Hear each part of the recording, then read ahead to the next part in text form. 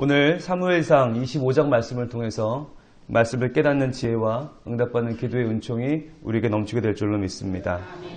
사무엘상 25장은 실은 이건 무슨 얘기지 싶어요.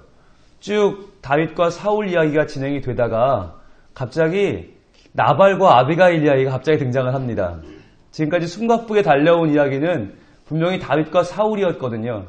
게다가 25장의 양쪽에 있는 24장과 26장에는 거의 흡사할 정도로 똑같은 이야기가 담겨 있는데 그것은 바로 다윗이 사울 왕을 죽일 수 있는 상황이었음에도 불구하고 그를 죽이지 않고 인간의 힘으로 보복하지 않고 하나님을 신뢰하면서 그 사울을 죽이지 않고 생명을 보존해주는 이야기가 똑같이 이 25장의 전후에 등장을 합니다. 그렇다면 그 이야기 사이에 끼어있는 이 25장, 갑자기 나발이라는 사람은 누구며 왜 갑자기 이 이야기가 등장하는가? 성경을 읽다가 우리는 이럴 때 조금 난감한 지경에 빠지게 됩니다. 예를 들면 창세기에서 열심히 요셉 이야기가 진행되다가 갑자기 38장에 유다와 다말 이야기가 툭 끼어들거든요. 그럼 이건 뭔가 한참 고민하게 됩니다. 사무엘상 초반부에도 사무엘에 대한 이야기가 자꾸 진행되다가 갑자기 엘리의 두 아들 이야기가 툭 들어와요. 이렇게 한 가지 이야기가 진행되는데 갑자기 다른 이야기가 끼어드는 것, 두 가지 이야기가 맞물려서 하나의 뭔가 더 심오한 메시지를 만들어 나가는 것을 더블 플롯이라고 합니다. 더블 플롯을 만나면 우리는 조금 더 긴장해야 돼요. 그래서 과연 하나님께서 내게 어떤 지혜와 은혜를 주시려고 이렇게 다른 이야기들을 묻고 계시는가를 좀 볼 필요가 있습니다. 아까 말씀드린 요셉의 이야기 가운데 유다가 갑자기 등장하는 것은 하나의 복선입니다. 그때까지만 해도 르우벤이 장자고 요셉이 제일 잘 나가고 훌륭하고 높아 보여요. 그러니까 사람들이 거기 정신을 팔릴 동안 하나님은 슬그머니 유다라고 하는 새로운 인물을 등장시키면서 유다가 나중에는 결국에 이 이스라엘 민족을 이끌어 나가는 장자 지파가 될 것을 하나의 복선으로 깔아두고 계시는 거예요. 그리고 그 지파에서 예수님이 등장하게 될 것을 하나의 복선으로 넣어 놓습니다. 그리고 사무엘 이야기를 하다가 갑자기 엘리의 두 아들 이야기가 나오는 것은 대비되는 효과를 나타내는 거죠. 봐라, 제사장의 아들들까지도 이렇게 악행을 행하는 시대인데 그럼에도 불구하고 사무엘은 믿음을 지키고 하나님 앞에 참 바르게 행했다. 이것을 대비시켜 보시는 것이에요. 그렇다면 오늘 사울 이야기 하다가 갑자기 나발이 끼어드는 건 무슨 일인가? 바로 나발이라는 인물을 통해서 사울이 어떤 인물인지를 정확하게 밝혀주고 있는 것입니다. 즉 사울의 실체를 보여주기 위해서 나발이라는 인물을 등장시키는 것인데요.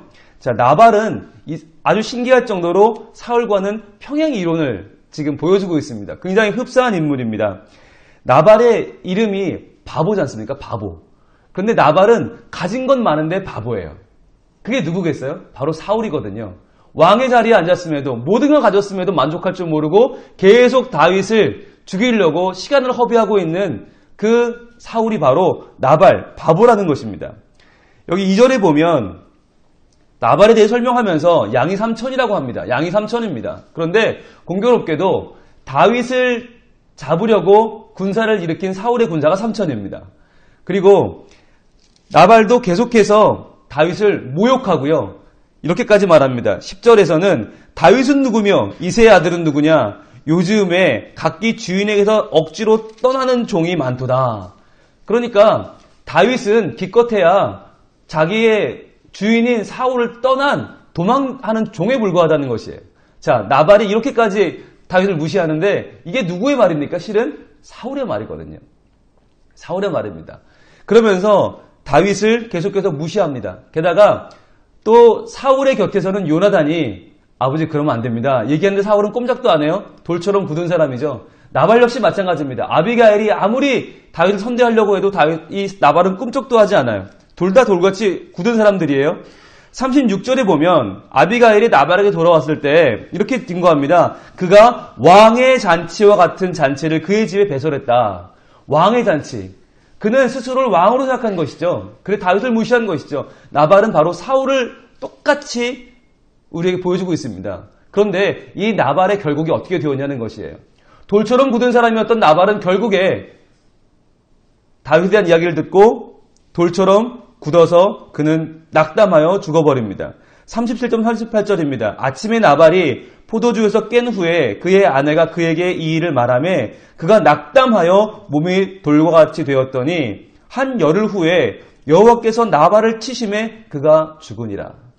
즉 25장이 보여주고 있는 것은 지금 사울이 다윗을 죽이려고 쫓아다니고 있고 다윗이 마음만 먹으면 사울에게 복수할 수 있는 상황이지만 결국에 그 바보 같은 사울은 결국 가진 것은 많지만 아무것도 지혜가 없었던 그 사울은 결국 돌처럼 되어 죽을 것이다. 다윗이 그 손에 피를 묻히지 않아도 하나님이 그를 처리할 것이다 라고 하는 하나님의 마음을 지금 다윗에게 이 사무엘상 25장은 말해주고 있는 것입니다. 그래서 25장에 이 일을 겪고 나서 다윗은 다시 한번 26장에서 하나님께 모든 것을 신뢰하는 모습을 보여주게 됩니다. 이처럼 성경은 다른 이야기들을 서로 맞물려 들어가게 하면서 결국에는 하나님께서 우리에게 하시고자 하는 그 마음을 드러내 보여주시는 것입니다. 그렇다면 오늘 나발과 아비가일의 이야기는 무엇을 보여줍니까? 아비가일이 정말 다른 사람들은 다 주변 사람들은 다윗을 무시하고 다윗을 업신여겨도 다윗과 함께 하시는 하나님을 바라봅니다. 그리고 하나님께서 다윗에게 어떤 일을 이루실지를 오히려 찬양하며 축복합니다. 그 일을 바라보면 마치 여러분 신약성경에서 예수님을 바리새인들과 서기관들은 모욕하고 업신여기지만 그러나 끝까지 예수님을 지지하고 그에게 향유를 옥합을 깨서 그 발을 닦았던 요한복음 12장에 나오는 마리아를 보는 것과도 같습니다. 정말 모든 것을 다 가장 귀한 것으로 예수님의 장례를 준비하는 그 마리아. 결국 예수님께서는 그 여인에 대해서 마태복음과 마가복음에서 이렇게 말씀하시죠. 복음이 전파되는 곳마다 이 여인이 이름이 전해질 것이다. 그렇게 칭찬을 받아요. 그처럼 아비가일도 지금까지 우리에게 좋은 사람의 이름으로 하나님을 인정한 사람의 이름으로 알려져 있지 않습니까? 반면에 나발은 누가복음 12장에 나오는 예수님 말씀하시는 비유 속에 어리석은 부자를 떠올리게 합니다. 어리석은 부자, 가진 건 많아요. 너무 많아요. 그런데 하나님에 대해서는 전혀 지식이 없었어요. 그래서 결국 그는 하나님께서 이렇게 말씀하시죠. 누가복음 12장 20절 21절입니다. 하나님이 이르시되 어리석은 자여 오늘 밤에 내 영혼을 도로 찾으리니 그러면 내 준비한 것이 누구의 것이 되겠느냐 하셨으니 자기를 위하여 재물을 쌓아두고 하나님께 대하여 부요하지 못한 자가 이와 같으니라. 마치 이 말씀 속에 등장하는 어리석은 부자는 나발 그대로 보여주고 있는 것과도 같습니다. 가진 것은 많았지만 누리는 것은 많았지만 그러나 하나님에 대하여 부요하지 못했던 나발. 자, 이제 우리의 모습을 돌아봅시다. 우리의 모습은 어떻습니까? 하나님은 그저 내 재물 모으는 거 도와주는 분이고 하나님은 그저 내 말 들어주는 분이고 나는 재물만 관심 있는 나발의 모습, 어리석은 부자의 모습이 우리에게 있지는 않습니까? 과연 우리는 하나님에 대하여 부유한 사람들입니까? 하나님에 대하여 아비가일처럼 정성을 다하여 하나님을 섬기는 사람들입니까? 내일은 주일입니다. 하나님을 귀하게 여기고 하나님의 나를 소중하게 여겨서 지금부터 준비해야 되는 날입니다. 우리가 아비가일처럼 하나님, 저에게 다가오시는 하나님의 은혜를 기대합니다. 하나님을 찬양합니다. 하나님 온전히 예배받아 주시옵소서. 이 시대의 풍조에 따라서 물질 만능주의, 이 시대가 말하는 인본주의에 휩쓸려 살아가는 것이 아니라 하나님의 말씀을 기대하면서 그 말씀이 내게 어떻게 임하실지 그 말씀을 붙들고 살아 말씀대로 살고 욕심대로 살지 않고 하나님의 뜻을 이루어드리는 우리 모두가 되기를 우리 하나님 원하고 계십니다. 기도하겠습니다. 하나님 감사합니다. 우리의 삶을 지켜주시고 우리에게 주신 사명을 그대로 이루어 주시옵소서. 아비가일처럼 하나님께 대하여 눈이 열리고 하나님에 대하여 지혜가 열리고 하나님께 대하여 정성스럽게 예배하는 귀한 주일을 맞이하게 하여 주시옵소서.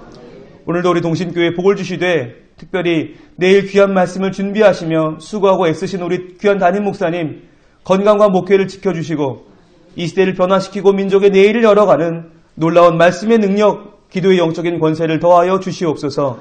오늘도 2000번째 헌금, 감사헌금 드린 손길이 있습니다. 김경옥 집사님과 무명으로 감사헌금 드렸는데 이 간절한 소원을 주님 아시지요.